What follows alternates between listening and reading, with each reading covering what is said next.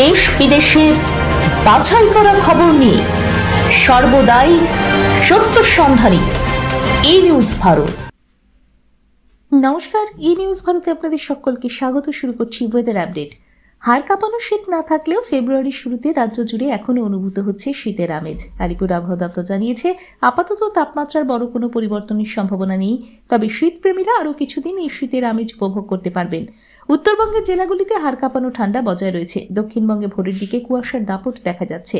বেলা বাড়ার সাথে সাথে রোদের তাপ থাকলেও ভোরের দিকে ঠান্ডা আর আমেজ পুরোপুরি কাটেনি এখনো। যদিও চলতি মাসে গড় তাপমাত্রা স্বাভাবিকের চেয়ে কিছুটা বেশি থাকতে পারে, তবুও শীত বসন্তের এই লুকোচুরি খেলা চলবে আরও কয়েকদিন।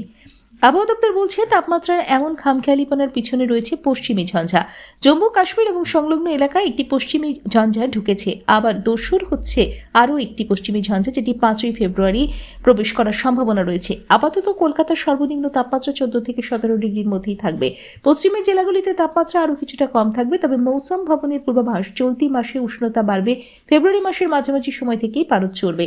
আজ কলকাতায় সারাদিন আংশিক মেঘলা আকাশ। আজ কলকাতা ও তার পার্শ্ববর্তী অঞ্চলে দিনের সর্বোচ্চ তাপমাত্রা 26 ডিগ্রি সেলসিয়াস, সর্বনিম্ন 13 ডিগ্রি সেলসিয়াস। বাতাসে আপেক্ষিক আর্দ্রতার পরিমাণ 30%। ব্যুরো রিপোর্ট, ই নিউজ ভারত।